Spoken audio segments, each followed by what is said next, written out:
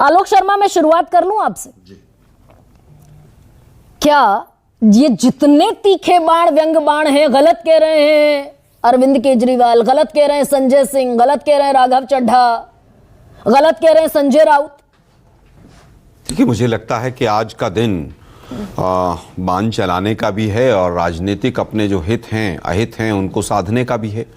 स्वाभाविक है कि दिल्ली का चुनाव सामने है 3 महीने के बाद, और हमने अभी डिक्लेयर किया कि हम 3 दिन पहले ही दिल्ली प्रदेश कांग्रेस कमेटी ने ऑफिशियली डिक्लेयर किया कि हम अकेले चुनाव लड़ेंगे।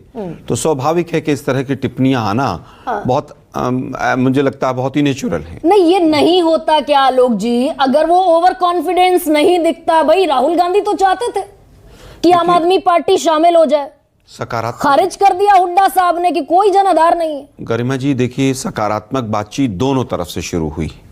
और जिस समय पर बातचीत चल रही थी, आम आदमी पार्टी ने अपनी पहली लिस्ट 10 कैंडिडेट्स की डिक्लेयर कर दी।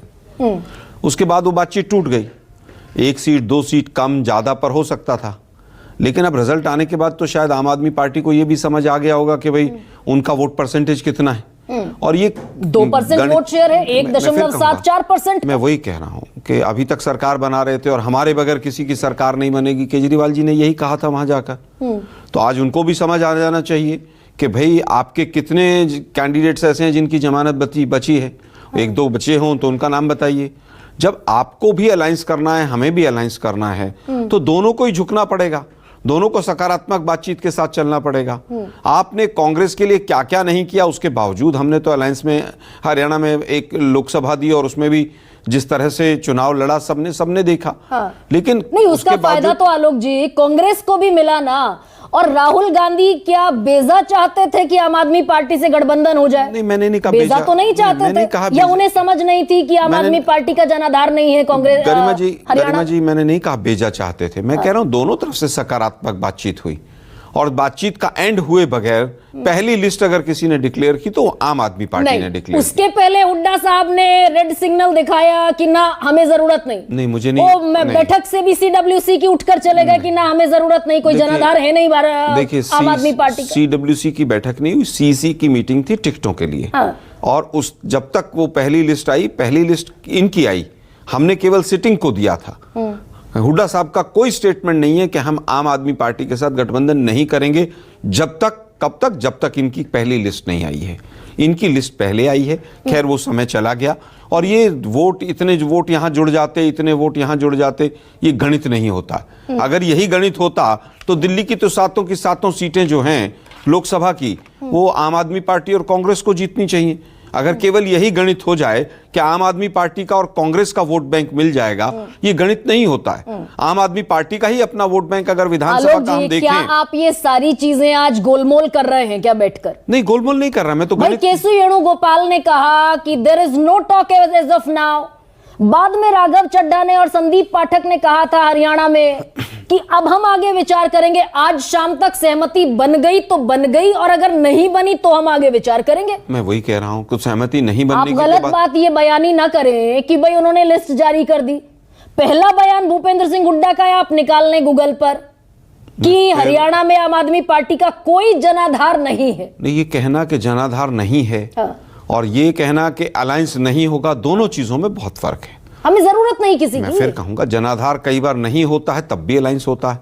क्या समाजवादी पार्टी का जनाधार था हरियाणा में? जिस समाजवादी पार्टी की बात कर रहे हैं कि भाई उनको भी उन्होंने सीट मांगी या उनको सीट देनी चाहिए थी।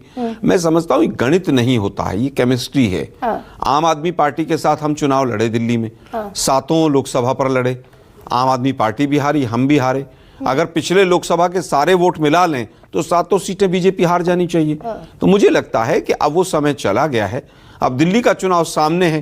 और दिल्ली में भी हमने कांग्रेस पार्टी ने सबसे पहले डिक्लेयर किया है कि हम अकेले चुनाव लड़ेंगे, जो भी होगा जिस भी रूप में होगा हम अकेले चुनाव लड़ेंगे। लेकिन आलोक जी, वो मजबूरी का सौदा हो गया। राहुल गांधी ये हरियाणा का जो अलायंस बनाना चाहते थे, वो इसीलिए चाहते थे कि हरियाणा में वहां अलायंस हो जाएगा तो दिल्ली में मिलकर चुनाव लड़ेंगे, इंडिया गठबंधन चुनाव लड़ेगा, बढ़िया परफॉर्म करेगा। नहीं, ऐसा नहीं था कि भाई एक राज्य में होगा तो दूसरे में होगा।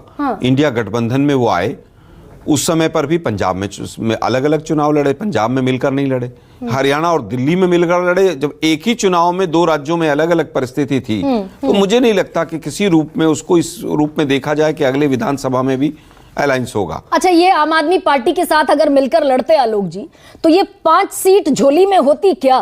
देखिए, ये उचाना कला, जितने आम आदमी पार्टी के प्रत्याशी को वोट मिले 2495, 32 वोट के मार्जिन से जीता बीजेपी का कैंडिडेट। असंध आधे से कम, डबवाली 610, 6606 आम आदमी पार्टी को मिली। तो 5 सीटें तो जीत हाथ में होती अगर आम आदमी पार्टी के साथ लड़ लिए होते। देखिए गरिमा जी, ना आपको इन आंकड़ों का पता था, ना हमें इन आंकड़ों का पता था। ये आंकड़े ज्यादा भी हो सकते थे, ये आंकड़े कम भी हो सकते थे। हमने तो फिर भी अलायंस करने का प्रयास किया। जो आम आदमी पार्टी बीजेपी के जो 10 बड़े बड़े बिल संसद में आए, उनका सबका उन्होंने बीजेपी का समर्थन किया। क्या नहीं किया था? नहीं, ये आलोक शर्मा गलत बात है। उसके बाद लोकसभा में दी आपने सीटें, हरियाणा की दे दी, गोवा में दे दी, गुजरात में दे दी। मैं उसी पर तो आ रहा हूं, मैं उसी पर आ रहा हूं कि हमने तो उसके बावजूद भी अलायंस के लिए हाथ बढ़ाया। अब सकारात्मक बातचीत नहीं बन पाई तो उसमें क्या कर सकते हैं? अब ये 10 सीट रही या 20 सीट रही या 50 वोट रही या 100 वोट रही, उसमें ईवीएम का कोई झोल था या कुछ और था, वो तो समय बताएगा। ओवर कॉन्फिडेंस था कि नहीं था आलोक जी? देखिए, कॉन्फिडेंस और ओवर कॉन्फिडेंस में गरिमा जी बहुत बाल भर का फर्क होता है। कई बार कॉन्फिडेंस इसीलिए आ गए क्या? कॉन्फिडेंस से वो समझ में नहीं आया कि ओवर कॉन्फिडेंस की तरफ बढ़ गए। वो अपना पूरा सेंटेंस पूरा कर लूं मैं। मैंने कहा कि कॉन्फिडेंस और ओवर कॉन्फिडेंस में बाल भर का फर्क होता है। कई बार ओवर कॉन्फिडेंस भी हो जाता है। तो मैं आपकी बात को नकार नहीं रहा हूं। और मैं थैंकफुल हूं इसके लिए, आपके लिए।